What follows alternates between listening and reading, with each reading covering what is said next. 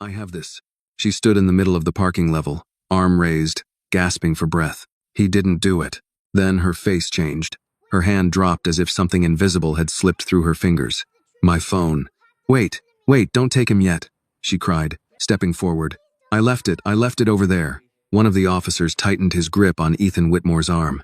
Ma'am, step back, Officer Ruiz said, already moving to guide Ethan toward the patrol car. No, please. Annie's voice cracked. I have it. I really do. I just forgot it on the chair. Oh, please don't take him yet. Ethan lifted his head, rainwater dripping from his hairline, his voice strained but steady. I didn't hit him, he said. I didn't assault anyone. He set me up. Tell it downtown, another officer muttered. He's lying, Annie blurted. He didn't do it. I recorded it. Ruiz hesitated just long enough for hope to flicker. Where's the phone? He asked. I forgot it, Annie said, already backing away. I'll get it, just wait. She turned and ran. Her small boots slapped against the wet concrete as she sprinted toward the entrance. The row of plastic chairs came into view. Then she saw it. The old phone sat exactly where she'd left it, screen dark, forgotten and small. Annie grabbed it with both hands, clutching it tight. I got it, she whispered, like saying it would make everything okay. She turned and ran back. When she reached the officers again, she was breathless, but determined. I have it, she said, holding the phone up. I recorded everything. He didn't hit him, he didn't. Let's see it, Ruiz said. Annie nodded quickly and pressed the power button. Nothing happened. She pressed it again. Still nothing. Her fingers trembled. Wait. It was working. I was just using it. She pressed harder. The screen stayed black. No, Annie whispered. Behind her, Harold Pike groaned louder, writhing on the ground as if the world were collapsing around him. He attacked me, Harold cried, clutching his chest. That man assaulted me. I can't breathe, someone help me. His voice cracked in all the right places. People nearby leaned closer, their faces tightening with concern. That's him. Harold pointed weakly toward Ethan. He shoved me. I told him to leave me alone. He just snapped. Ethan's jaw clenched. That's not what happened, he said, louder now. He grabbed me first. He blocked my path and wouldn't let me go. I pulled away, he fell. That's what they all say, one officer replied. I'm telling you the truth. Ethan shot back, frustration breaking through his control. He called me down here. This was planned. Sir, calm down. I am calm, Ethan said, but his voice was tight, strained. I didn't hit him. I didn't attack him. This is a setup. On the ground, Harold let out another strained groan. He's dangerous, he gasped. You saw him, he's out of control. I am not, Ethan snapped. He's lying. Annie's heart pounded so hard she could barely hear anything else. Wait, she said, her voice small but desperate. Please, just wait. She pressed the power button again. Nothing. Her breath hitched. It was working, she said. I recorded it. I saw him. He was talking on the phone. He said he was gonna, he said. Her words tangled. No one moved. The officers looked at her. Then at the dark screen in her hands. Ruiz crouched slightly, his tone softening just a fraction. Sweetheart, it's not turning on. I know, Annie said quickly. But it will. It does this sometimes. Please. I swear I recorded it. Behind her, Harold groaned louder, drawing attention back to himself. I need an ambulance, he rasped. My chest. EMS is on the way, another officer said. Ethan looked at Annie, really looked at her. She was small, standing there in a coat too big for her, holding a broken phone like it was the only thing keeping him from being taken away. I didn't do it, he said again, but this time it wasn't aimed at the officers. It was for her. I didn't hit him. He set this up. Annie nodded hard, stepping forward. He's telling the truth, she said, louder now, her voice shaking but rising anyway. He didn't do it. That man he was talking, he said he was going to make it look bad, he said it. Did you hear that? One officer asked quietly. A kid's imagination doesn't hold up in court, the other replied. It's not imagination, Annie cried. I saw it. She pressed the power button again. The screen stayed black. Silence pressed in around her. For the first time, doubt crept into the edges of the moment, not in what she knew, but in what she could prove. Ruiz stood up slowly. We can't rely on a device that won't turn on, he said. Ethan exhaled sharply, the sound almost a laugh, but not quite. Of course you can't, he muttered. Sir, Ruiz continued, you're coming with us while we sort this out. Ethan didn't resist, but his shoulders stiffened. This is a mistake, he said. You're arresting the wrong man. Harold coughed weakly, still on the ground. Thank you, officers, he whispered, just loud enough to be heard. Annie felt something inside her twist. This wasn't fair. This wasn't right. And worst of all, no one else could see it. She looked down at the phone in her hands. I did record it, she whispered, more to herself than anyone else. I know I did. The red and blue lights kept flashing. The parking level had gone quieter, the kind of quiet that follows confusion when people are waiting for someone else to decide what's true. Annie stood there, holding the phone with both hands, her breathing steady now, her eyes locked on the officer. It was working, she said. I didn't make it up. Ruiz looked at the device again. Try it one more time, he said. Annie nodded quickly. She pressed the power button. For a second, nothing. Then, a faint vibration. The screen flickered. A thin, white line cracked across the display, then slowly expanded as the phone came back to life. Annie's eyes lit up. It's on, she said, almost in disbelief. It's on. Ruiz leaned closer. Can you pull up the video? Yes. Her fingers moved carefully, like she was handling something fragile and important because she was. She opened the gallery. There it was, the most recent file. She tapped it, the screen filled with shaky footage, dim concrete, parked cars, and then, a voice. You let him get close, Harold Pike's voice came through. That's the whole point. Ruiz's posture shifted. Hold it there, he said. Annie steadied the phone. The video continued. No, I don't need the beginning. I need the end. The part where it looks bad. One of the officers beside Ruiz frowned. That's him, Annie said quietly. That's what he said before. On the ground, Harold Pike stopped groaning for just a second. Then the video moved. Annie had shifted the camera slightly, and Harold came into view, pacing, talking into his phone. The cops see him put hands on me. That's enough, Harold said. After tonight, he won't be running anything. Ruiz's jaw tightened. Pause, he said. Annie paused the video. Ruiz straightened slowly and looked at Harold. Sir, he said, his tone no longer uncertain. You want to explain that? Harold blinked, confusion flashing across his face. I don't know what that is, he said weakly. That's not. Play the rest, Ruiz said. Annie pressed play again. The footage continued. Harold straightened his coat. His posture changed. Then, the elevator opened. Ethan stepped out. The two men faced each other. The exchange was brief, tense. Harold moved closer, blocked his path, grabbed his arm. Ethan pulled away. And then, Harold dropped. Just a man falling on purpose. If this moment moved you, take a second to like this video. Share your thoughts in the comments, and tell us where you are watching from. And do not forget to subscribe for more stories that remind us why truth still matters. Ruiz exhaled slowly. That's enough, he said. The other officer immediately released his grip on Ethan's arm. Ethan didn't move right away. He just stood there, watching the screen like he needed to be sure it was real. I told you, he said quietly.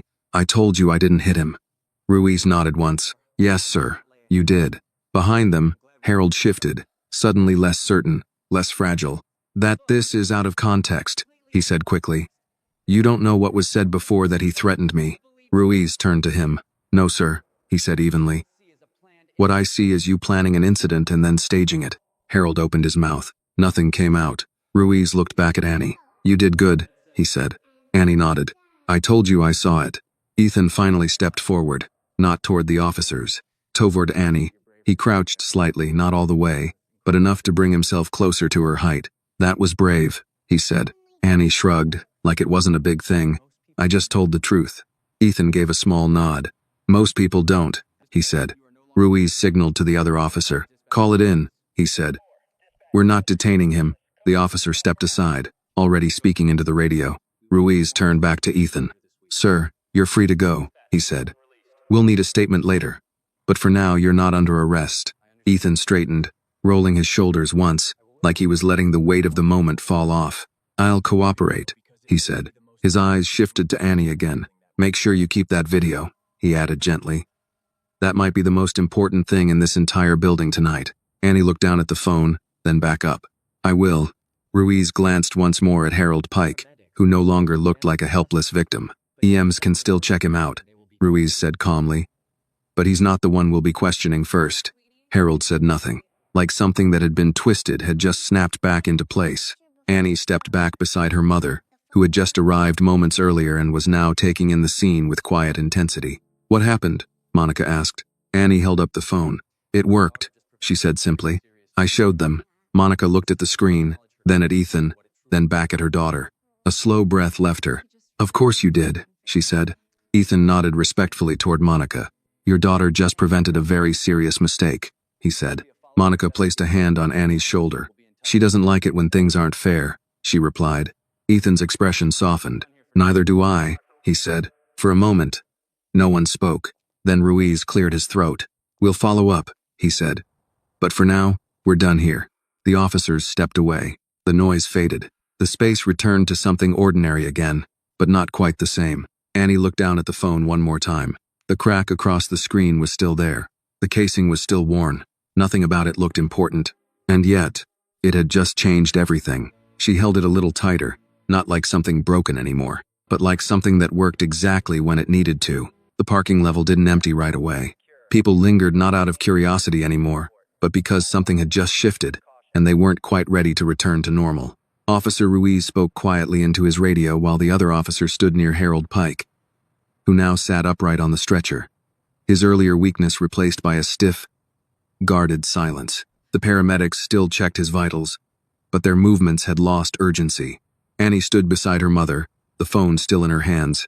For the first time since everything began, she wasn't trying to prove anything. It had already been proven. Monica looked down at her daughter, then at the man standing a few steps away, Ethan Whitmore. Up close, he looked different than he had from across the garage, not just because of what had happened, but because of what hadn't. He wasn't angry in the way most people would be after something like this. There was frustration, yes, but also restraint. A kind of control that didn't come from pride, but from experience. "You okay?" Monica asked Annie softly. Annie nodded. "Yes, ma'am." Monica's hand rested on her shoulder for a moment longer than usual. Then she stepped forward slightly. "Mr. Whitmore?" she said. Ethan turned. "Yes, ma'am. I'm Annie's mother." Ethan gave a small, respectful nod. "Then I owe you both more than I can explain." Monica shook her head gently. "You don't owe us anything. She just did what was right." Ethan glanced at Annie. "That's rarer than it should be," he said. Annie shifted her weight, looking down at the phone, then back up at him. "They weren't going to believe me," she said. Ethan crouched slightly again, not fully lowering himself this time, but enough to meet her eyes. "They did," he said. "Because of the phone." He considered that for a second. "No," he said. "Because you didn't stop." Annie didn't fully understand that, but she nodded anyway. Across the parking level, Ruiz approached them. "Mr. Whitmore," he said, professional again, but with a quieter tone than before. "We'll need you to come down later for a formal statement." "I'll be there," Ethan replied. Ruiz nodded, then looked at Annie. "You saved us a lot of paperwork tonight," he said. Annie tilted her head. "Is that good?" Ruiz almost smiled. "That's very good." He straightened, then added, "And for the record, you were right to speak up." Annie looked at him carefully, like she was measuring whether that was something she could trust. Then she gave a small nod. Ruiz turned and walked back toward the officers. Harold Pike was being helped off the stretcher now, not because he was suddenly well, but because the situation had changed. Two officers stood close, their attention no longer protective, but watchful. Harold avoided looking at anyone, especially Ethan, especially Annie. That said more than anything he could have. A few minutes later, the garage felt almost ordinary again. The tension had drained out, leaving behind something quieter, heavier but settled. Monica checked the time. "We should get home," she said gently. Annie nodded, but didn't move right away. She looked at Ethan again. "Are you going to be okay?" she asked. The question was simple, the kind adults forget how to ask. Ethan paused, then answered honestly. "Yes," he said. "Because of you." Annie seemed to accept that. "Okay," she said. Monica took her hand, and they started toward the exit. Ethan watched them go. For a long moment, then he turned away, pulling his coat tighter around himself as he walked in the opposite direction. But something had shifted, and he knew it. That night, the city moved the way it always did. Traffic lights changed, people filled restaurants, phones rang. Somewhere, news traveled quietly between people who understood what almost happened, and what had been stopped. And in a small apartment in Brooklyn, Annie sat at the kitchen table with the phone in front of her. It was plugged into the charger now. Alive, working, Monica placed a plate in front of her. Simple food. Warm, familiar. "Eat," she said. Annie picked up her fork, but didn't start right away. She looked at the phone again. "I didn't think it was going to turn on," she said. Monica sat across from her. "Sometimes things work when you give them another chance," she replied. Annie thought about that. Then she asked, "What if it didn't?" Monica didn't answer immediately. She folded her hands on the table. "Then you would have still told the truth," she said. "And that still matters." "But they weren't listening. They started to," Monica said. Annie looked down at her plate. "That took too long." Monica nodded slowly. "Yes," she said. "Sometimes it does." Annie finally took a bite, chewed, swallowed, then looked up again. "Why would someone do that?" she asked. "Make it look like something bad happened when it didn't?" Monica leaned back slightly. "That's a harder question," she said. Annie waited. "Sometimes people want something," Monica continued. "Money, power, control. And they don't think they can get it the right way. So they lie?" "Yes," Annie frowned. "That's not fair." "No," Monica said. "It's not." Silence settled between them for a moment. Then Annie said, "He said the man set him up." Monica nodded. "Sounds like he was telling the truth." Annie tapped the table lightly with her finger. "Then why didn't the police believe him?" Monica looked at her carefully. "Because what they saw didn't match what he said," she explained. "And most people believe what they see first." Annie thought about the video. "They didn't see the beginning," she said. "That's right." Annie looked at the phone again. "I did." Monica reached across the table and gently turned the phone so the screen faced Annie. "And you showed them." That sat differently, not heavy, not confusing, just clear. Annie nodded slowly. "I helped," she said. "You did," Monica replied. "Not praise, not exaggeration, just truth." Across the city, Ethan Whitmore sat alone in his office. The lights were low. The skyline stretched beyond the windows, quiet and distant. On his desk sat a single sheet of paper, a name written across the top, Harold Pike. Below it notes, connections, financial ties, and one line circled twice, brother. Ethan leaned back in his chair. The events of the night replayed, not the accusation, not the shouting, but the moment everything could have gone the other way. A broken phone, a missed chance, a different outcome. He exhaled slowly. "Not this time," he said to the empty room. Then his gaze shifted, not to the paper, not to the city, but to something else entirely. A memory, a small voice. "I have this." Ethan sat forward again, picked up his pen, and for the first time that night, he wasn't thinking about what almost happened. He was thinking about what came next. Because somewhere in Brooklyn, there was a little girl who didn't walk away when things didn't look fair, and men like him didn't forget things like that. The next morning arrived quietly, not with sirens or urgency, but with sunlight slipping through the blinds and the soft, familiar sounds of a city waking up. Annie sat at the small kitchen table, her legs tucked under the chair, a bowl of cereal in front of her. The old phone rested beside it, plugged into the wall, fully charged now. She glanced at it between bites, not because she needed it anymore, but because she remembered what it had done. Monica moved around the kitchen, packing her lunch into a worn tote bag. The rhythm of her morning was steady, coffee poured, keys checked, shoes by the door. "You ready for school?" she asked without turning. "Yes, ma'am." Annie paused, then added, "Can I bring the phone?" Monica turned this time, studying her. "For what?" "In case," Annie said. "Just in case." Monica didn't answer right away. She walked over, picked up the phone, and turned it over in her hands. The crack across the screen was still there, but now it looked different, like a scar instead of damage. Then she handed it back. "Keep it in your backpack," she said.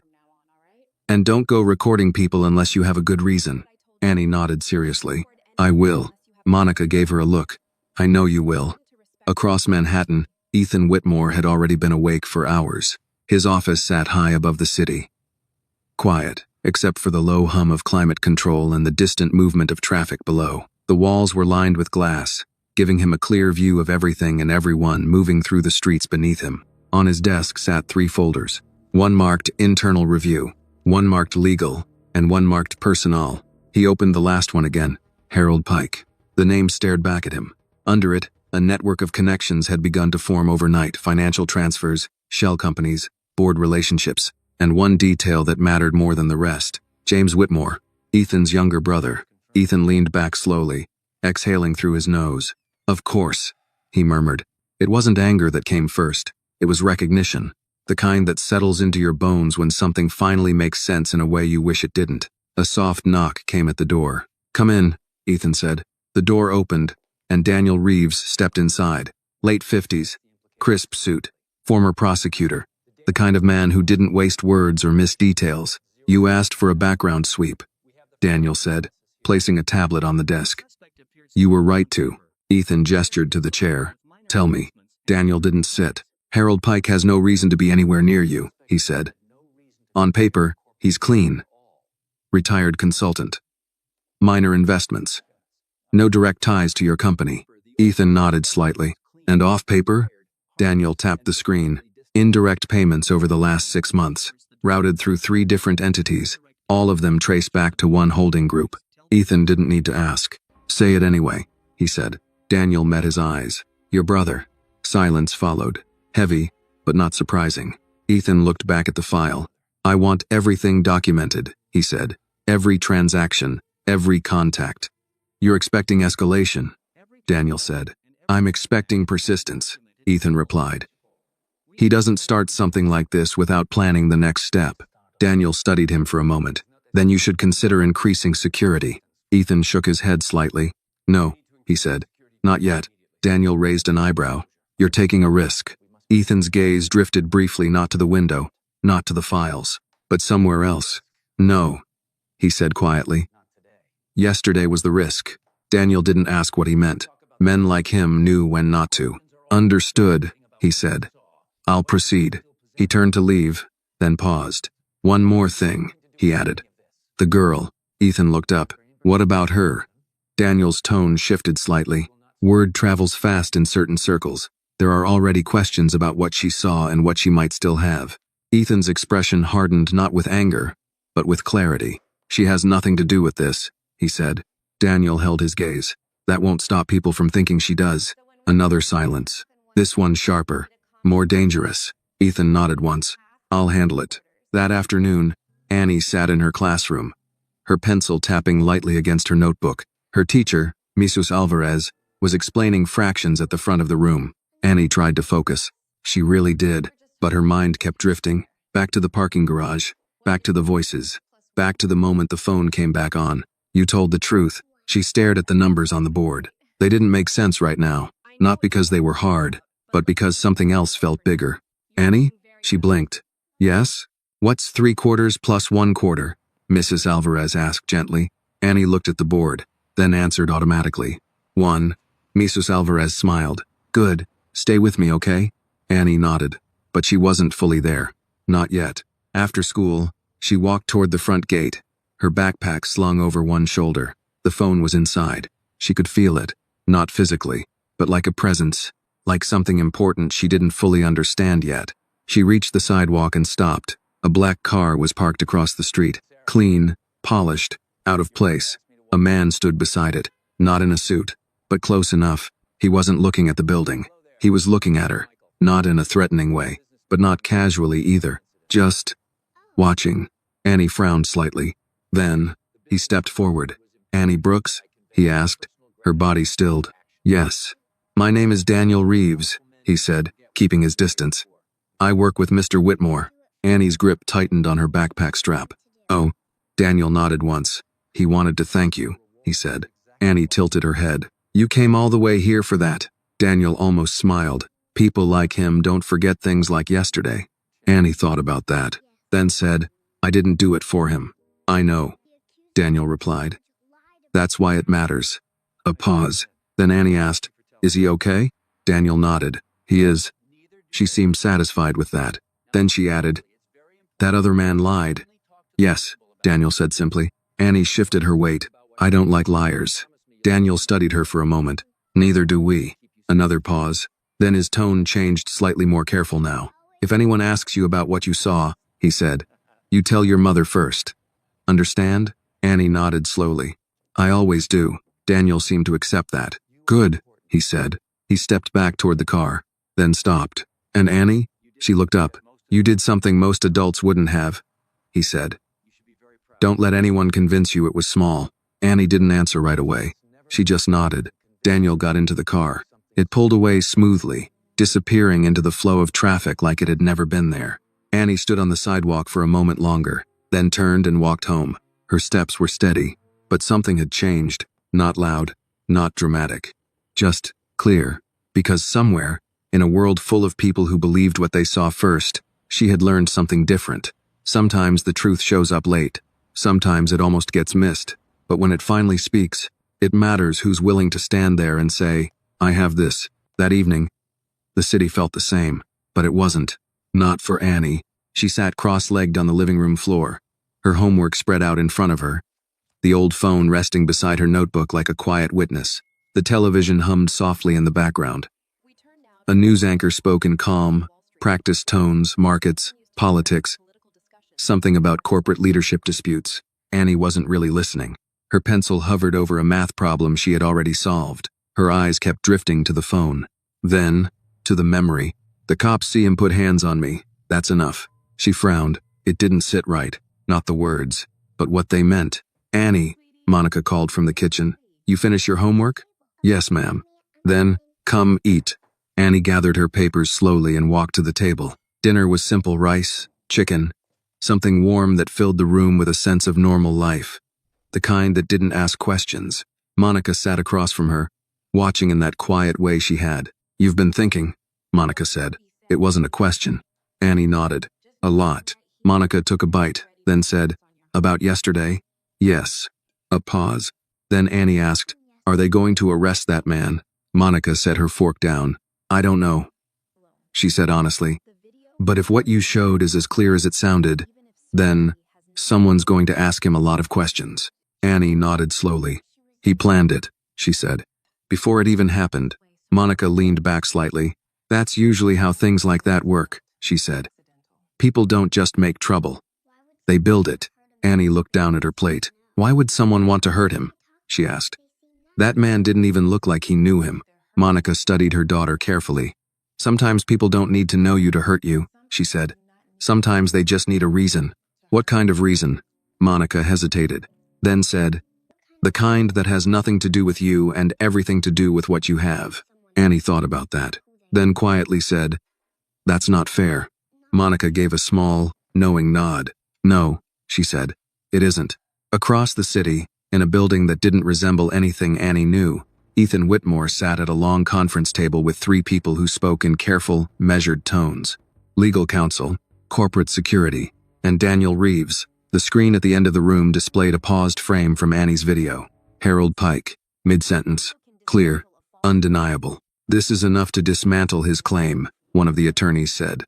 But it's not enough to explain motive. It doesn't need to, another added. We only need to prove the incident was staged. Ethan sat still, fingers loosely folded in front of him. That's not enough, he said. The room quieted. It clears me, he continued. It doesn't stop what comes next. Daniel nodded slightly. He's right, he said. This wasn't random. Ethan leaned back. My brother doesn't invest in accidents, he said. He invests in outcomes. The attorney frowned. You're certain he's involved? Ethan didn't hesitate. Yes. Another silence. Then the attorney asked, Do you want to pursue that angle officially? Ethan looked at the paused image on the screen, then said something quieter. No. The room shifted. That would trigger a larger investigation, Daniel pointed out. I know. And, potentially, expose internal vulnerabilities. I know. Daniel studied him. Then what are you doing? Ethan's eyes didn't leave the screen. I'm waiting, he said. For what? For him to make the next move. Later that night, Annie lay in bed, staring at the ceiling. The apartment was quiet now, the kind of quiet that came after everything important had already been said. The phone rested on the nightstand beside her. Charged. Working. Real. She turned her head slightly, looking at it, then reached over and picked it up, opened the video again, watched it. Not all of it. Just the beginning. The voice. You let him get close. She paused it, stared at the screen, then whispered, You thought nobody would see you. The words felt strange in her mouth. Too grown. Too heavy. She set the phone back down, closed her eyes. But sleep didn't come right away, because somewhere inside her, something had changed. Not in a loud way, not in a way she could explain, but in a way that stayed. She had seen something wrong, and she had said something, and it mattered. The next day, things almost felt normal again. School, lessons, lunch, recess, but not quite. Because now, Annie noticed things she hadn't before. Who spoke up, who stayed quiet, who looked away when something didn't feel right. It wasn't that she understood everything. It was that she had started to look, and once you start, you don't really stop. That afternoon, as she walked home, she slowed near the corner of her block. Something felt off. Not dangerous, just different. A car she hadn't seen before, parked too long, engine off, windows slightly tinted. Annie didn't stop. She kept walking, but she noticed the way it was angled, the way no one got out, the way it didn't quite belong. When she reached her building, she glanced back once. The car was still there, still quiet, still watching nothing. Or maybe, watching something. She went inside, didn't say anything. Not yet. Upstairs, Monica was already home, changing out of her work shoes. "You're back early," Annie said. "Short shift," Monica replied. "You okay?" Annie hesitated, then said, "There's a car outside." Monica looked up. "What kind of car?" "Black," Annie said. "Just sitting there." Monica walked to the window, looked down. The car was there. Still, unmoving. Her expression didn't change, but something behind her eyes did. "How long has it been there?" she asked. "I don't know," Annie said. "But it wasn't there this morning." Monica nodded slowly, then turned back. "Stay inside," she said, "and keep the door locked." Annie's stomach tightened slightly. "Is something wrong?" Monica forced a small smile. "No," she said. "Just being careful." But Annie had learned something recently. Adults didn't always say what they meant. She looked at the phone on the table, then back at the window, then back at her mother. Something wasn't finished, not even close. And somewhere out there, someone else knew it too. The car was still there the next morning. Same spot, same angle, like it had never moved. Annie noticed it before she even stepped fully out of the building. Her hand tightened slightly around the strap of her backpack, the phone resting inside like something she could reach for if needed. Monica noticed it too. She didn't stop walking, didn't stare, just took Annie's hand a little firmer than usual and guided her down the sidewalk. "Keep walking," she said quietly. "I am," Annie replied. They passed the car. The windows were still tinted. No movement inside. No sound. Just stillness. But Annie had learned something important. Stillness didn't always mean safe. At the corner, Monica paused. "You go straight to school," she said. "Don't stop anywhere. I'll pick you up today." "You always do," Annie said. Monica gave her a look. "Today I mean it differently." Annie nodded. "I understand." Monica leaned down, kissed her forehead, then straightened. "Call me if anything feels wrong." "I will." Annie turned and walked. She didn't look back, but she felt it, that quiet awareness, like something had shifted just enough to matter. Across the city, Ethan Whitmore stood near the window of his office, watching the morning traffic crawl between glass towers. Daniel Reeves stood behind him, tablet in hand. "The car's been identified," Daniel said. Ethan didn't turn. "Go on. Registered to a shell company," Daniel continued. "But the driver isn't using much discretion. We've got eyes on him." Ethan's gaze remained on the city. "Watching them?" "Yes." A pause. From a distance. Another pause. Then Ethan said, "That distance just got smaller." Daniel didn't argue. "Do you want it handled?" he asked. Ethan finally turned. "No," he said. "Not yet." Daniel studied him. "They're not part of this," Ethan added. "They don't get pulled into it because of me." Daniel nodded slowly. Understood. But his expression said something else. Something unspoken. That line had already been crossed. At school, Annie tried to focus. She really did. But the world felt louder now. Not in sound. In meaning. Every voice carried a little more weight. Every glance lasted a little longer. Every quiet thing felt like it might not be quiet at all. During recess, she sat on the edge of the playground bench, watching the other kids run and laugh. Her friend Lila dropped down beside her. "You're not playing today?" Lila asked. "I am," Annie said. But she didn't move. Lila followed her gaze. "What are you looking at?" Annie hesitated, then said, "Nothing." But it wasn't nothing. It was everything she didn't know how to explain yet. That afternoon, Monica was already waiting outside the school. Not in her usual spot. Closer. Watching. Annie saw her immediately. That made something inside her settle. Just a little. "You came early," Annie said as she reached her. Monica nodded. I said I would. Annie glanced across the street. The black car was there again. Different position. Same presence. She didn't point it out this time. She didn't need to. Monica had already seen it. Let's go, Monica said. They walked together, side by side. Not rushed, not slow, just steady. When they reached their building, Monica paused before unlocking the door. She looked back once. The car remained, still, watching. Then she opened the door and ushered Annie inside. Upstairs, the apartment felt smaller than usual. Not physically, but in the way quiet spaces feel when something outside them isn't right. Monica locked the door, checked it twice, then turned to Annie. Stay here, she said. I'm making a call. Annie nodded. She sat at the table, pulling the phone from her backpack. She didn't open the video, not this time. Instead, she stared at the reflection in the cracked screen. A small face, serious, thinking. From the other room, Monica's voice carried low, controlled. Yes, she was saying. It's the same car. A pause. No, I don't think it's random. Another pause. I understand. Annie listened, not because she wanted to, because she needed to. Then Monica came back. Her expression had settled into something firm. We're going out, she said. Where? To see someone who can help. Annie stood. Is it about the car? Monica didn't answer directly. It's about making sure you're safe, she said.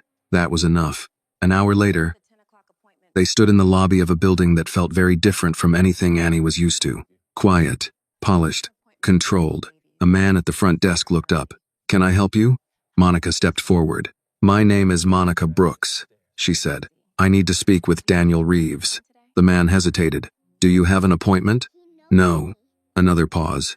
Then Annie stepped forward. He knows me, she said. The man looked at her. Something about her tone calm, certain made him pick up the phone.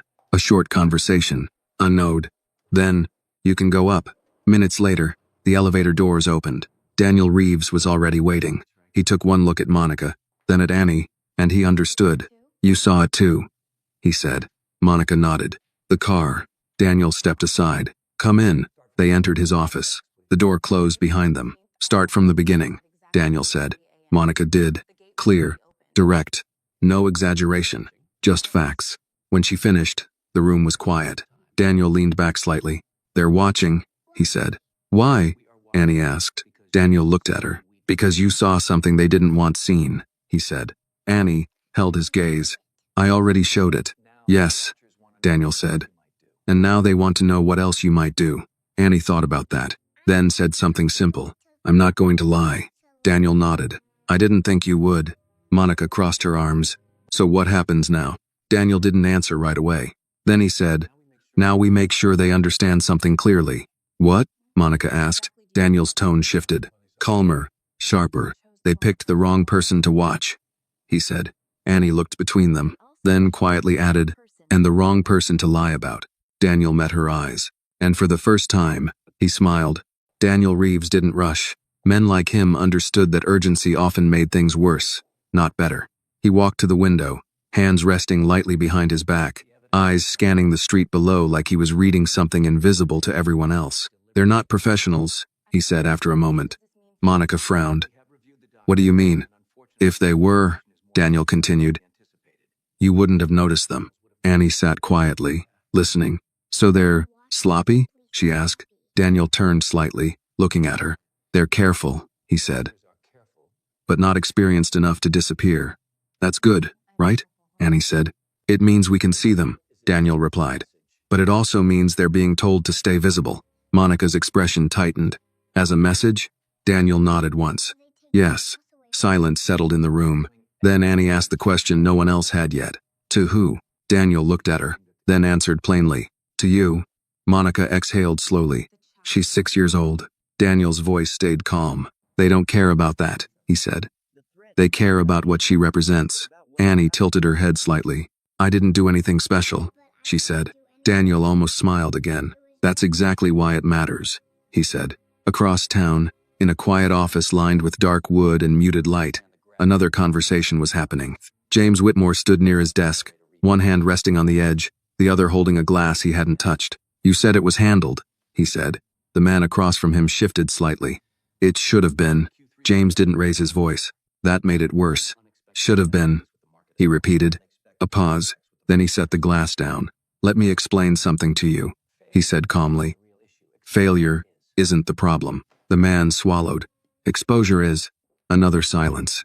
James walked slowly around the desk. That little girl, he continued, was not part of the plan. No, sir.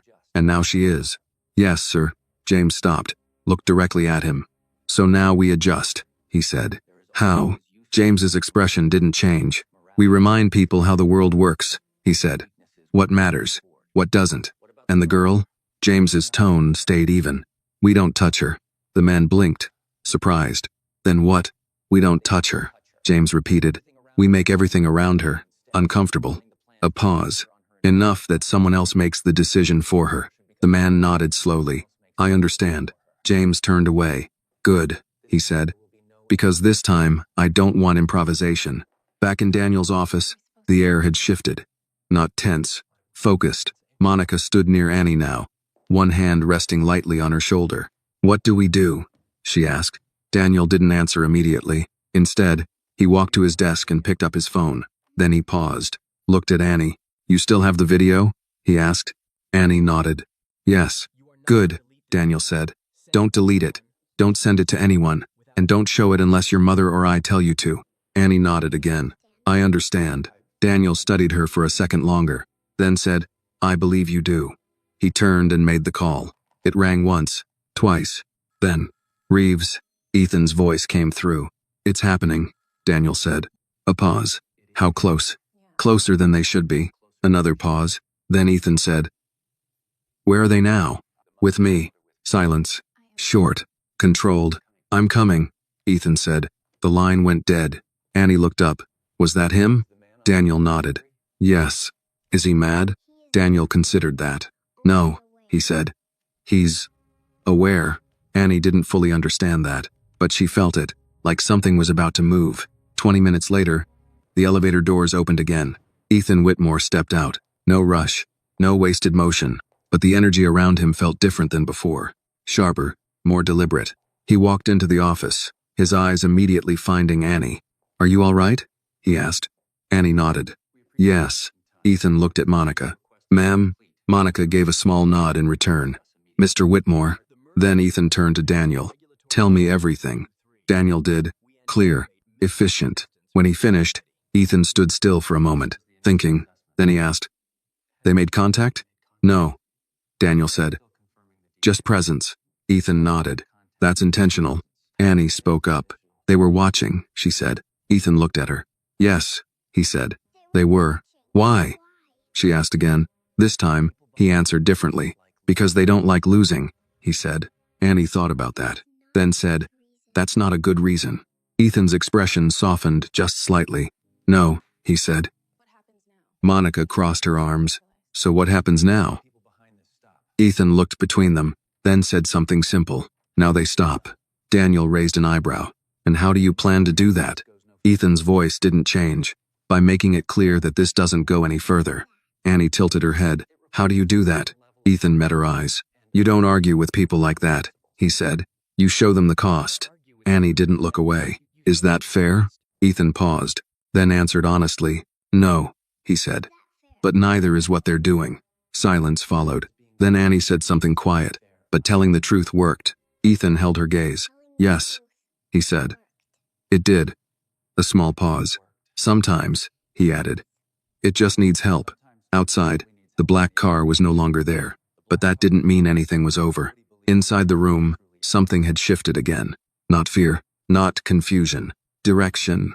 Annie looked down at the phone in her hands, then back up. I'm not going to stop, she said. No hesitation, no doubt. Ethan nodded once. I know, he said. And this time, everyone in the room understood exactly what that meant. Ethan didn't leave right away. That, more than anything, told Daniel how serious things had become. Men like Ethan Whitmore were always moving, meeting, deciding, controlling outcomes before anyone else realized there was something to control. But now he stood still, one hand resting lightly on the back of a chair, his attention fixed not on the city, not on the strategy, but on Annie. You said you're not going to stop, he said. Annie nodded.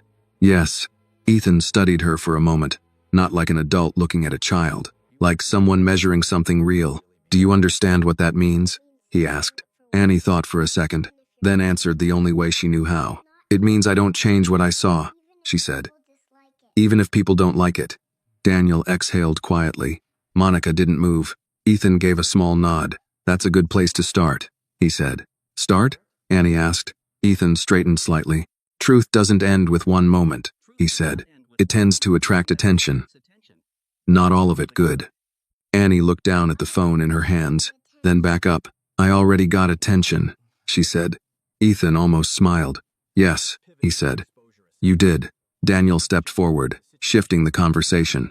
We need to think about exposure, he said. Right now, this is contained. Parking garage, internal report, a few officers, and whoever's watching, Monica added. Daniel nodded. Exactly. Ethan walked slowly toward the window. They were testing boundaries, he said, seeing how far they could push. And now? Daniel asked. Ethan didn't turn. Now they're deciding what to do with the answer. Annie frowned slightly. What answer? Ethan glanced back at her. You, he said. That landed quietly, but it stayed. Across the city, James Whitmore sat alone now. The man he had been speaking to earlier was gone. The room was silent except for the faint ticking of a clock mounted high on the wall. On his desk lay a tablet. The screen displayed a paused video. Grainy, shaky, but clear enough. A voice. You let him get close. That's the whole point. James tapped the screen once. The video played for 3 seconds. Then he stopped it. Again, then again, watching the same moment, not for what it showed, but for what it meant. A small, almost imperceptible shift passed through his expression. Not anger, not frustration, calculation. Then he reached for his phone. Dialed. When the call connected, he spoke quietly. No more cars. A pause. They've noticed. Another pause. No. We don't escalate yet. He listened, then said, we change approach. A longer pause. Then, softer. Pressure doesn't always come from outside. The line went dead. James set the phone down. And for the first time, he smiled. Back in Daniel's office, the air felt steadier. Not safe, but clearer. What do you need from us? Monica asked. Ethan turned back fully now. Consistency, he said. Routine. No sudden changes. No reactions that give them leverage. Monica nodded. I can do that. Ethan looked at Annie. And you, he added. Keep doing exactly what you've been doing. Annie blinked. That's it? For now. She considered that, then asked, what if they try something else? Daniel answered this time. Then we're ready for it. Annie looked between them. You sound like you already know they will. Daniel didn't deny it. People like that don't walk away after one failure, he said. Annie nodded slowly. I don't either. Ethan met her eyes again. I know, he said. The ride home felt different, not because anything had changed outside, but because Annie was thinking differently inside. She sat in the back seat of the car Daniel had arranged, her backpack beside her, the phone in her lap. Monica sat next to her, quiet, watching, protecting. You okay? Monica asked. Annie nodded. Yes. A pause. Then she said, he talks like everything is a plan. Monica glanced at her. Mr. Whitmore? Annie nodded. Yes. Monica thought about that. People like him have to think that way, she said. Too many things depend on what they do next. Annie looked out the window. What about people like us? Monica smiled faintly. We think about what's right, she said. And then we do it. Annie considered that, then said, that sounds simpler. Monica let out a soft breath. It is, she said. But it's not always easier. When they reached home, the street looked normal. The black car was gone. The sidewalk was just a sidewalk again. But Annie didn't relax completely, because she had learned something important. Just because you don't see something doesn't mean it isn't there. Inside, the apartment felt the same. Warm, familiar, safe at least in the ways it had always been. Annie set her backpack down, placed the phone on the table, then stopped. She picked it up again, opened the video, watched the first few seconds, then paused it. Not because she needed proof anymore, but because she needed to remember. You said you're not going to stop. She looked at her reflection in the cracked screen. I'm not, she said quietly. Later that night, as the city dimmed into its slower rhythm, Annie lay in bed again. The phone rested beside her. But this time, she wasn't worried it wouldn't turn on. She wasn't worried it would fail her, because she understood something new now. The phone wasn't what saved him. She was. Not because she had something special, but because she didn't step back, didn't stay quiet, didn't wait for someone else to speak first. She closed her eyes, and for the first time since everything began, she felt steady, not because the problem was gone, but because she knew where she stood in it. And somewhere, in another part of the city, two men were already planning their next moves, one building pressure, one preparing to stop it, and between them, a 6-year-old girl who had already changed the outcome once. The only question now was, what would she change next? The next shift didn't come with noise. It came with silence. Not the peaceful kind Annie was used to, the kind that wrapped around bedtime stories and soft lights, but a quieter, sharper silence. The kind that made small things stand out, like the phone ringing when it usually didn't. It happened just after dinner. Monica was rinsing dishes at the sink when the sound cut through the apartment sharp. Unexpected. She froze for half a second, then dried her hands and walked over. Annie watched from the table. Unknown number, Monica murmured. She didn't answer right away. She let it ring. Once, twice, 3 times, then it stopped. Annie tilted her head. Why didn't you pick up? Monica set the phone down. Because people who need you usually leave a message, she said. A second later, the phone buzzed again. This time, a voicemail. Monica hesitated, then pressed play. A man's voice filled the room. Calm, measured, too controlled. Miss Brooks, he said. I believe we have something to discuss. Annie sat up straighter. Monica didn't move. You and your daughter were present yesterday. The voice continued. And while we all appreciate honesty, sometimes misunderstandings create unnecessary complications. Annie frowned. That didn't sound like a misunderstanding. That video, the man went on, may not show everything as clearly as it seems. And children, well, they don't always understand what they're seeing. Monica's jaw tightened. You seem like a reasonable woman, the voice said. I'm sure you'd agree that it's better to avoid turning a small incident into something larger than it needs to be. A pause. Then, call me back. Let's resolve this properly. The message ended. Silence filled the apartment again, but this time, it wasn't empty. Annie looked at her mother. That man is lying, she said. Monica didn't answer immediately. She stared at the phone for a long moment, then said quietly, yes. Annie leaned forward. He wants us to say it didn't happen, she said. Yes, but it did happen. Monica looked at her. I know. Annie's voice was steady. Then we don't call him back. Monica exhaled slowly. No, she said. We don't. Across the city, Daniel Reeves listened to the same message. He had already received a copy. Ethan stood nearby, arms folded, expression unreadable. They're shifting, Daniel said. Of course they are, Ethan replied. Daniel set the phone down. Soft pressure first, he continued. Polite tone. Reasonable language. Make it sound like cooperation. Ethan's eyes narrowed slightly. They want her to doubt herself. Daniel nodded, and the mother to make the decision for her. A pause. Then Ethan said, they miscalculated. Daniel glanced at him. How? Ethan didn't answer right away. Then he said, they think pressure creates silence. A small pause. They're about to learn it creates something else. Back in the apartment, Annie picked up her phone. She opened the video again, watched the beginning, then paused it. They can't change this, she said. Monica sat down across from her. No, she said. They can't, but they're trying. Yes. Annie thought for a moment, then asked, why didn't he just tell the truth? Monica shook her head slightly. Because the truth doesn't give him what he wants, she said. Annie nodded. That's a bad reason. Monica almost smiled. It usually is. A quiet moment passed. Then Annie asked something different. Are you scared? Monica looked at her. Really looked. Then answered honestly. A little, she said. Annie nodded. Me too. Another pause. Then Annie added, but I'm not changing my mind. Monica reached across the table and took her hand. Neither am I. The next day, the pressure changed again. Not louder, just closer.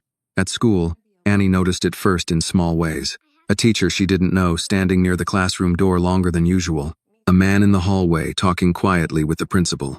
A glance that lasted just a second too long. Nothing anyone could point to, but enough to feel. At recess, Lila ran up to her. Hey, she said. My mom said something about you being on the news. Annie blinked. I'm not on the news. Not yet, Lila said. But she said something happened. Annie looked away. I just helped someone, she said. Leela grinned. That's cool. Annie didn't smile back, because she was starting to understand something. Helping someone wasn't always simple after it happened. That afternoon, when Monica arrived to pick her up, she didn't wait outside. She was already inside the school office, talking, calm, but firm. Annie stepped in. "Hey," she said. Monica turned immediately. "You ready?" Annie nodded. They walked out together. No rush, no panic, but no hesitation either. Outside, the street looked normal again. Too normal. Annie glanced around. No black car, no watchers, just people, cars, noise, life. But she didn't relax, because now she knew. Pressure didn't always look like pressure. Sometimes it looked like nothing at all. That evening, as the sun dipped behind the buildings, Annie sat by the window. The phone rested in her lap. She didn't open the video this time. She didn't need to. Instead, she thought about the voice on the message. "You seem like a reasonable woman." She frowned. "That's not what reasonable means," she said softly. From the kitchen, Monica heard her. "What's not?" she asked. Annie looked over. "Trying to make someone say something that's not true," she said. "That's not reasonable." Monica leaned against the doorway. "No," she said. "It isn't." Annie nodded, then said something quieter. "They think we're going to change." Monica walked over, sat beside her. "They're hoping," she said. Annie looked down at the phone, then back up. "Well," she said simply. "They're wrong." Monica smiled faintly. "Yes," she said. "They are." Across the city, Ethan stood once more by the window in his office. The message had been heard. The move had been made. And now, the line had been crossed. He picked up his phone. Dialed. When Daniel answered, Ethan said only one thing. "Enough." A pause. Then Daniel replied, "I was waiting for you to say that." Ethan's voice didn't change. Set it in motion. He ended the call. And for the first time since the parking garage, he wasn't reacting anymore. He was moving, because pressure had been applied. And now, it was going to be answered. The shift, when it came, was invisible. No announcements, no warnings, just movement, quiet, precise, and deliberate. Daniel Reeves didn't call it retaliation. He called it correction. It started early, before most offices opened, before traffic reached its usual rhythm. Inside a federal building downtown, a set of documents changed hands. Clean copies, verified timestamps, transaction records, shell companies, payment trails, all leading in one direction. Not loudly, not dramatically, but undeniably, a name sat at the center of it. James Whitmore. At the same time, a different kind of conversation was happening in a private conference room high above the city. 3 board members sat across from Ethan. No assistants, no distractions, just decisions. "We need clarity," one of them said. "You'll have it," Ethan replied. Another leaned forward. "There are rumors," he said carefully. "Internal instability, external pressure. If this escalates, it won't," Ethan said. Not forcefully, not defensively, just certain. The 3rd board member studied him. "You sound confident." Ethan met his gaze. "I am." A pause. Then he added, "Because I know where the pressure is coming from." That changed the room. "How certain?" the first asked. Ethan slid a folder across the table. Daniel's work. Documented. Structured. Clear. The board member opened it. "Read." Then looked up. "This is serious." "Yes," Ethan said. Another silence. Then, "What's your move?" Ethan didn't hesitate. "I'm not responding to the pressure," he said. "I'm removing it." Across the city, James Whitmore received a call he hadn't expected. Not from an employee, not from a contact, from someone above him. The kind of call that didn't come twice. "James," the voice said, calm but firm. "We need to talk." James leaned back slightly. "About what?" A pause. Then, "Your recent activities." James's expression didn't change, but something behind his eyes sharpened. "I'm not sure what you mean." Another pause. Longer this time. Then, "I think you do." The line didn't disconnect. It waited. James exhaled slowly, then said, "I assume this isn't a casual conversation." "No," the voice replied. "It isn't." Back in Brooklyn, Annie sat at the table again, her homework open, her pencil moving steadily. From the outside, everything looked normal, and for the first time in days, it almost felt that way. Monica moved through the apartment, quieter now, not tense, just aware. There had been no more calls, no more cars, no more messages. That didn't mean anything was over, but it meant something had changed. "Annie," Monica said. "You finish your reading?" "Almost," A pause. Then Annie asked, "Do you think they stopped?" Monica leaned against the counter. "I think something made them pause," she said. Annie looked up. "Like what?" Monica smiled faintly, like someone pushing back. Annie thought about that, then nodded. "That makes sense." Across the city, Daniel stood in Ethan's office again. "It's moving," he said. Ethan didn't look up from the document in front of him. "How far?" "Far enough," Daniel replied. "The right people have the right information." Ethan set the paper down. "And him?"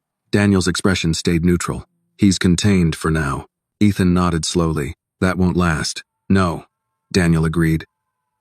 "But it doesn't need to." A pause. Then Daniel added, "You shifted the balance." Ethan leaned back slightly. "No," he said. "I corrected it."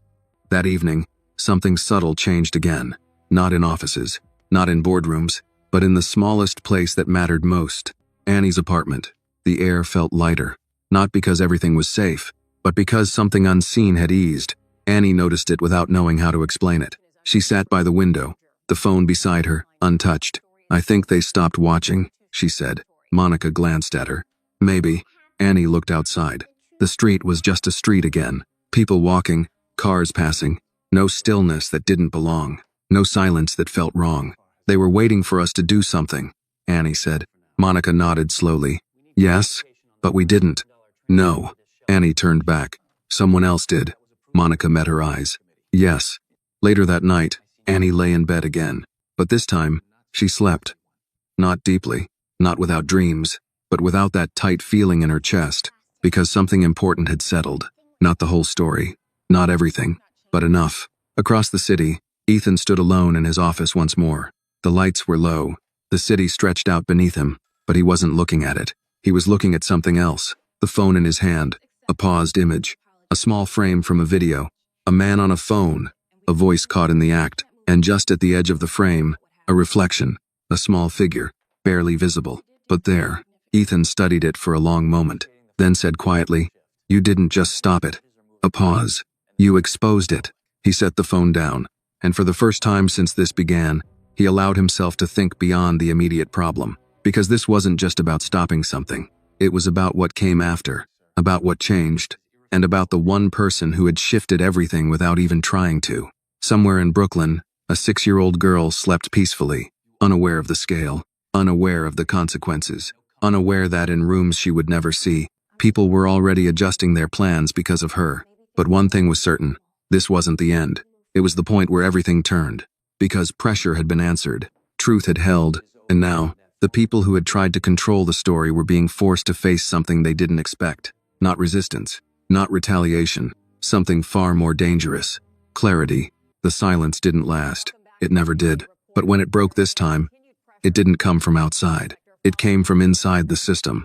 3 days later, the story surfaced. Not loudly, not as a headline, but as a quiet segment buried in a midday financial broadcast. Sources confirm that an internal investigation into attempted corporate manipulation is now underway, the anchor said calmly. While no formal charges have been announced, several individuals connected to the case are under review. Annie wasn't watching, but somewhere across the city, people were, and they understood what it meant. Not exposure, not yet, but movement. At school, Annie sat at her desk, listening as Mrs. Alvarez explained a reading assignment. The classroom felt normal again, predictable, safe, but Annie had learned something important. Normal didn't mean unchanged. She raised her hand. "Yes, Annie?" Mrs. Alvarez said. "What happens after the truth comes out?" Annie asked. The question caught the room off guard. Mrs. Alvarez paused, then smiled gently. "Well," she said, "that depends." "On what?" "On what people do with it." Annie nodded slowly. That made sense. Across town, Daniel Reeves closed a folder and set it aside. "It's starting," he said. Ethan stood by the window again, but this time, he wasn't watching the city. He was thinking, "How far?" Ethan asked. "Far enough that it can't be ignored," Daniel replied. "Not far enough to be finished." Ethan nodded. "That's fine." Daniel studied him. "You expected resistance." "I expect patterns," Ethan said. A pause. "And this one isn't over." Daniel didn't argue. He didn't need to. At the same time, James Whitmore sat in a room that no longer felt entirely under his control. 2 men sat across from him. Not hostile, not aggressive, but firm, measured. We need clarification on several financial movements, one of them said. James leaned back slightly. I run multiple divisions, he replied. Movement is constant. This is different. A document slid across the table. James glanced at it, then back up. I don't see a problem. The second man spoke this time. You're not supposed to. A pause. Then, but we do. Silence followed. James didn't react outwardly, but something inside the room shifted. Not pressure. Recognition. The kind that comes when a game changes and you're no longer the one controlling it. Back in Brooklyn, Annie walked home with Monica, her steps steady, her backpack bouncing lightly with each movement. The street felt ordinary again, but Annie didn't take that for granted anymore. They talked about something at school today, she said. What about? Monica asked. The truth, Annie replied. Monica smiled faintly. That's a big topic. Annie nodded. They said it depends on what people do with it. Monica glanced at her. That's true. Annie thought for a moment. Are we doing the right thing with it? Monica didn't answer immediately. Then she said, We're not changing it. That's a good start. Annie nodded. I think so too. That evening, something unexpected happened. The phone rang again. Monica looked at it. Different number. Same feeling. She answered this time. Hello? A pause. Then a voice. Not the same one as before. This one was quieter.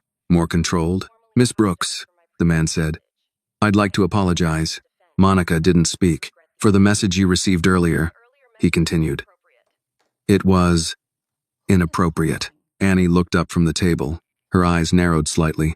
Monica's voice stayed steady. And who is this? A pause. That's not important, the man said. What matters is that the situation is being corrected. Monica's grip on the phone tightened slightly. Corrected how? Another pause. By making sure it doesn't continue. Annie shook her head slightly. No, that wasn't right. Monica heard it too. That sounds like avoidance, she said. It's resolution, the man replied. Monica didn't raise her voice. Resolution involves the truth, she said. A longer pause. Then, yes, the man said. It does. The line went quiet for a moment.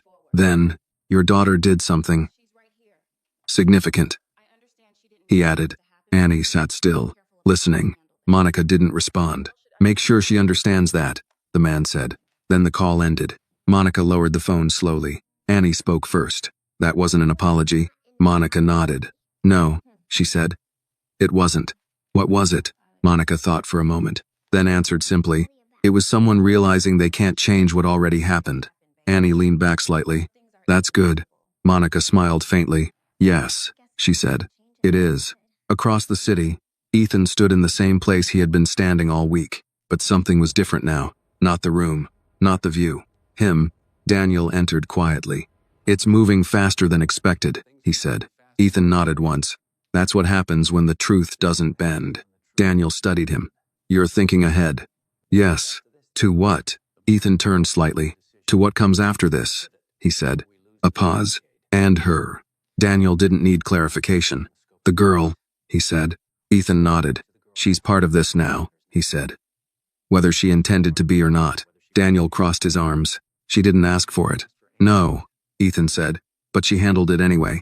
A small silence. Then Daniel asked, What are you planning? Ethan didn't answer right away. Then, something different, he said. That night, Annie sat by the window again. The phone rested beside her, but she didn't pick it up. She didn't need to. Instead, she looked outside, at the street, at the people, at everything that kept moving, even when something important had happened. She thought about the question she asked earlier. What happens after the truth comes out? She didn't have a full answer, but she had part of one. You keep going, she said softly. Not for anyone else, just for herself. And somewhere, across the city, others were beginning to understand the same thing, because the truth had done its job. Now, it was changing everything that came after. The next step didn't come from fear. It came from decision. 3 days after the second phone call, Annie's life looked, on the surface, exactly the same. School, homework, dinner, sleep. But beneath that rhythm, something had changed, not in the world, but in how she moved through it. She noticed more, not just what people said, but what they didn't. Not just what was loud, but what stayed quiet.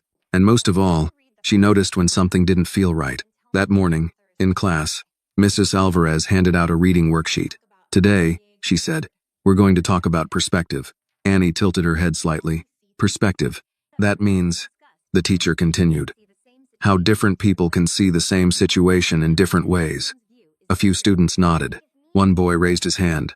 So, like when two people argue and both think they're right? Exactly, Mrs. Alvarez said. Annie looked down at her paper, then slowly raised her hand. Yes, Annie? What if one person is actually right? She asked. The room went quiet.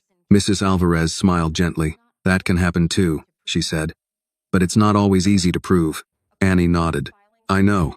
Across the city, something far less simple was unfolding. Inside a federal office, the investigation had moved from quiet review to active pressure. Documents were no longer just being read. They were being questioned, verified, cross-checked, and in some cases, challenged. James Whitmore sat across from two investigators again, but this time, the tone had changed. Less polite, more direct.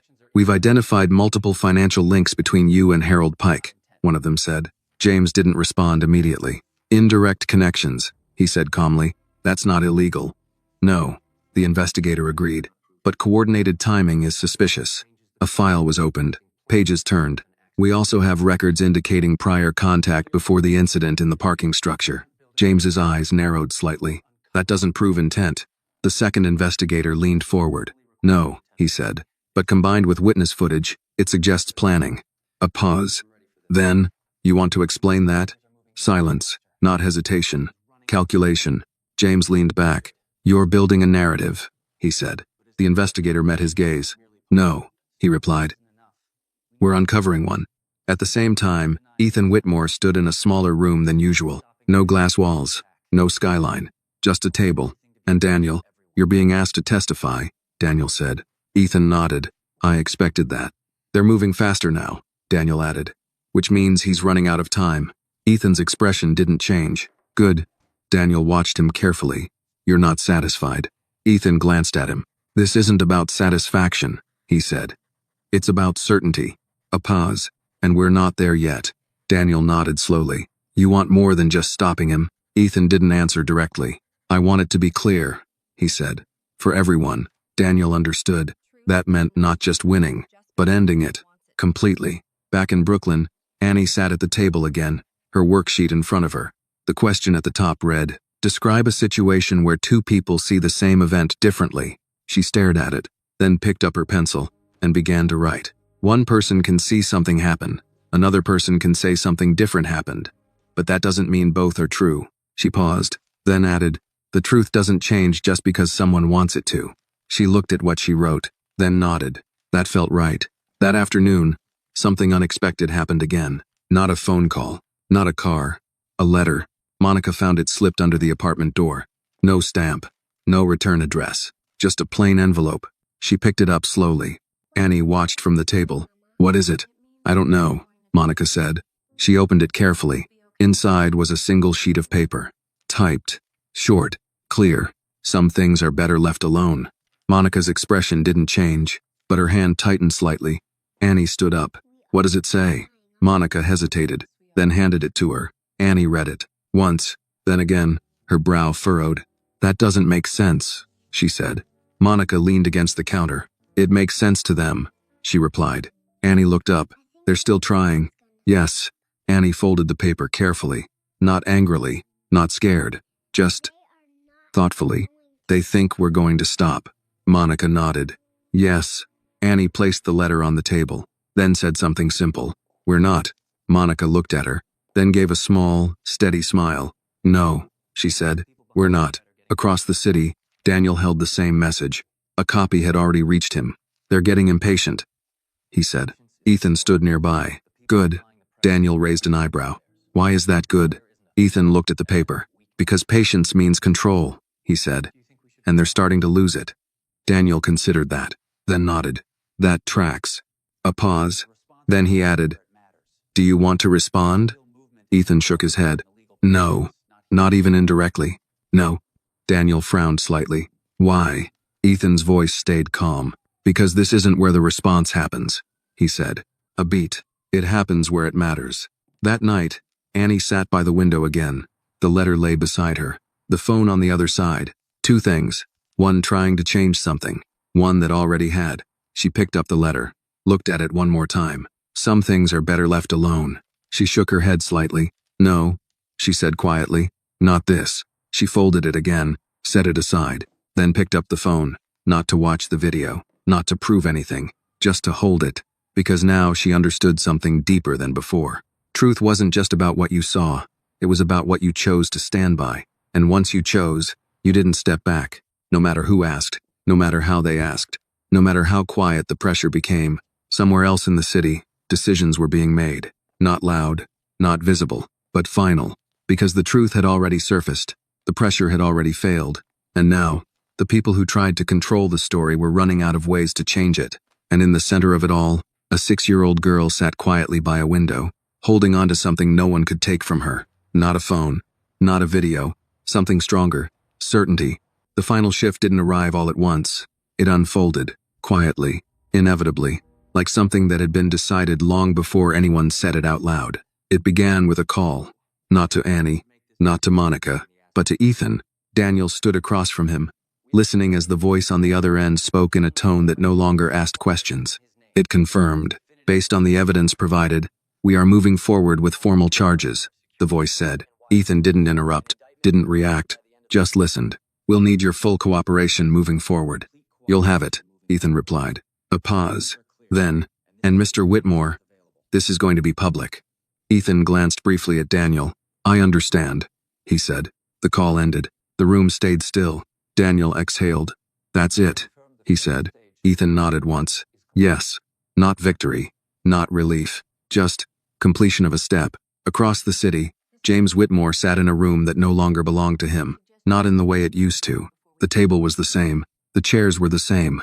But the control had shifted. A folder sat in front of him. Thicker now. He didn't open it.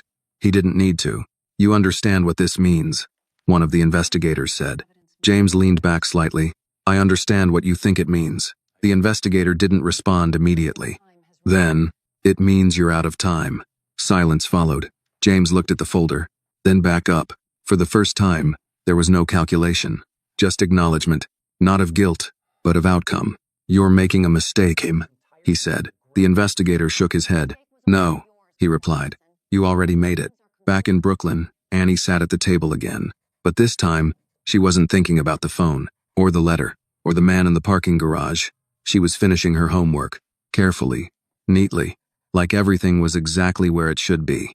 Monica watched her from across the room. There was a difference now, not in Annie's behavior, but in the space around her. Less tension, less waiting, like something heavy had finally been set down. "You're quiet," Monica said. Annie looked up. "I'm thinking." "About what?" Annie paused, then said, "About what happens next." Monica smiled faintly. "That's a good question." Annie tapped her pencil lightly. "I think things go back to normal." Monica tilted her head slightly. "Maybe," she said. Annie frowned. "You don't think so?" Monica considered her answer, then said gently, "I think things go forward." Annie thought about that, then nodded. "That sounds better." Later that afternoon, something unexpected happened again. But this time, it wasn't pressure. It was acknowledgement. There was a knock on the door. Monica opened it. Daniel Reeves stood there, alone. No urgency, no tension, just presence. "May I come in?" he asked. Monica stepped aside. "Of course." Annie stood up from the table. "Hi," she said. Daniel nodded. "Hello, Annie." He stepped inside, looked around briefly, not judging, just observing. Then he turned back. "It's over," he said. Simple, clear. Monica crossed her arms slightly. "Completely?" Daniel nodded. "As much as things like this ever are," he said. A pause. "Formal charges are being filed." Annie blinked. "Against who?" Daniel looked at her. "The man who planned it," he said. Annie nodded slowly. "That makes sense." Daniel studied her for a moment. "You're not surprised?" "No," Annie said. He was lying. Daniel almost smiled. "Yes," he said. He was. Monica stepped forward. "And the other calls? The messages?" Daniel shook his head slightly. "Those stop now," he said. Annie tilted her head. "Because they have to?" Daniel met her eyes. "Because they don't work anymore." That landed differently, not as relief, as understanding. Annie nodded. "Okay." Daniel reached into his coat, pulled out something small. A new phone. Simple, uncracked, functional. He placed it on the table. "This is for you." he said. Annie looked at it, then at her old one, then back at him. Why? Daniel answered carefully. Because the one you have did something important, he said. But you shouldn't have to rely on something broken. Annie didn't reach for it. Not yet. She looked down at her old phone, ran her fingers lightly across the cracked screen, then said something quiet. This one still works. Daniel nodded. I know. Annie picked it up, held it for a second, then set it down gently, and only then, she reached for the new one, not as a replacement, as something new. I'll keep both, she said. Daniel nodded. That sounds right. That evening, after Daniel left, the apartment felt different again, but not in a tense way, in a finished way, like a chapter had closed. Annie sat by the window one more time, the old phone on one side, the new one on the other. She didn't open the video. She didn't need to. Instead, she looked outside, at the same street, the same people, the same world, but it didn't feel the same, because she wasn't the same. Not in a big way, not in a way anyone else would notice, but in a way that mattered. She had seen something wrong, and she had stood still when others moved past it. She had spoken when others stayed quiet, and it had changed something. Not everything, but something real. She leaned back slightly and whispered into the quiet room. It worked. Not the phone. Not the moment. Here, across the city, Ethan stood alone once more. The case had moved forward. The threat had been contained. The outcome had shifted. But his mind wasn't on any of that. It was somewhere else. A parking garage. A small voice. I have this. He exhaled slowly, then said something to himself. Yeah, he murmured. You did. And just like that, the story reached its final turn. Not with noise, not with spectacle, but with something far more lasting. A quiet truth, held firmly, spoken clearly, and carried forward by someone no one expected, but no one would forget. The story didn't end with the case. It ended with something quieter, something most people would never notice if they weren't paying attention. A week later, the city had already moved on. News cycles shifted. Headlines changed. Names disappeared from conversations that once held them tightly. But some things didn't disappear. They settled. They stayed. At school, Annie sat in her usual seat, her notebook open, her pencil moving steadily across the page. Mrs. Alvarez stood at the front of the room. Today, she said, I want you to write about a moment that changed how you see the world. The classroom buzzed softly. Kids leaned over their desks, whispering, thinking, asking questions. Annie didn't. She just looked down at the blank page, then started writing. There was a man who said something happened, but it didn't, and people believed him at first. But I saw what really happened. She paused, then continued. I didn't think I could help. But I did anyway. Another pause. Then, the world didn't change, but I did. She looked at what she wrote, then nodded. That was enough. Across the city, Ethan Whitmore sat in a room filled with people who now listened more carefully than they had before. Not because he demanded it, because something had shifted, not in power, in perception. You handled the situation efficiently, one board member said. Ethan didn't respond to the compliment. It was handled correctly, he said instead. Another member leaned forward. There's been positive response, he added. Public trust metrics are stabilizing. Ethan nodded once. That's expected. A pause. Then, what's next? Ethan didn't answer immediately. Then he said something simple. We make sure it doesn't happen again. Back in Brooklyn, Monica stood at the window, watching Annie walk down the sidewalk toward the building. School bag, steady steps, no hesitation. She didn't look over her shoulder anymore. That was new. Monica smiled faintly, not because everything was perfect, but because something had settled into place. Something strong. That afternoon, Annie sat on the steps outside the building, the old phone in her hands. She hadn't watched the video in days. She didn't need to. Instead, she turned it over, tracing the crack across the screen with her finger. It didn't bother her anymore. It reminded her, not of what almost went wrong, but of what went right. A shadow moved across the sidewalk. Annie looked up. Ethan stood a few steps away, not in a suit this time, just a coat. Less distance, more human. Hi, she said. Hi, he replied. He didn't step closer right away, didn't interrupt the space. Then he asked, Mind if I sit? Annie shrugged slightly. Okay. He sat down beside her, not too close, not too far. For a moment, neither of them spoke. Then Annie said, They said it's over. Ethan nodded. It is. She looked at him. Are you sure? Ethan considered that, then answered honestly. It's over enough. he said. Annie thought about that, then nodded. That makes sense. A pause. Then she held up the phone. It still works, she said. Ethan smiled slightly. I know. I kept it, she added. I'm glad you did. Another pause. Then Annie asked something simple. Are you going to be okay? Ethan looked at her. Really looked, then said, yes. A small silence followed. Then he added, because of you. Annie shook her head slightly. No, she said. Because of the truth. Ethan's expression shifted just a little. Then he nodded. Yes, he said. Because of the truth. Across the street, life moved the way it always did. Cars passed. People talked. Nothing dramatic. Nothing loud. Just ordinary. But something inside that ordinary had changed. Not for everyone, but for the ones who knew where to look. Annie stood up. I have to go inside, she said. Ethan nodded. Of course. She started toward the door, then stopped, turned back. You know something? She said. Ethan raised an eyebrow slightly. What? Annie smiled faintly. It wasn't the phone. Ethan leaned back slightly. No? She shook her head. It was just me not staying quiet. Ethan nodded. That's usually what makes the difference. Annie seemed satisfied with that. Then she went inside. The door closed behind her. Ethan stayed where he was for a moment longer, watching the space she had just left. Then he stood, adjusted his coat, and walked away. Not rushed, not heavy, just steady. That night, Annie sat by the window one last time. The old phone on the table, the new one beside it. She didn't pick either one up. She didn't need to. Instead, she looked out at the street, at the same world, the same people, the same movement, and she understood something she hadn't before. The world doesn't change all at once. It changes in moments. Small ones, quiet ones, the kind most people miss, but not all of them. She rested her chin on her hand and whispered softly, I'd do it again.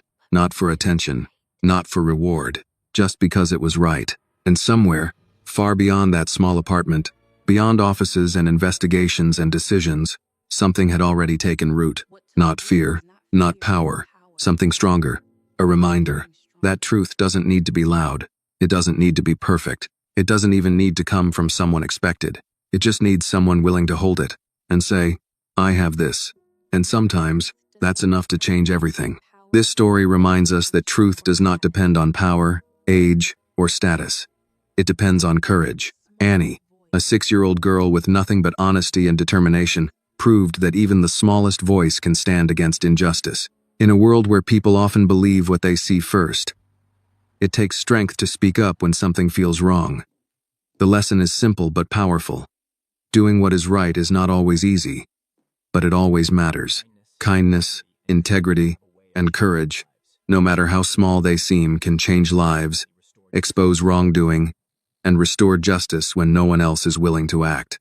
This video is a work of fiction created with the assistance of artificial intelligence. All characters, events, and situations are not real and do not represent any actual people or true stories. The content is intended for storytelling and emotional illustration only.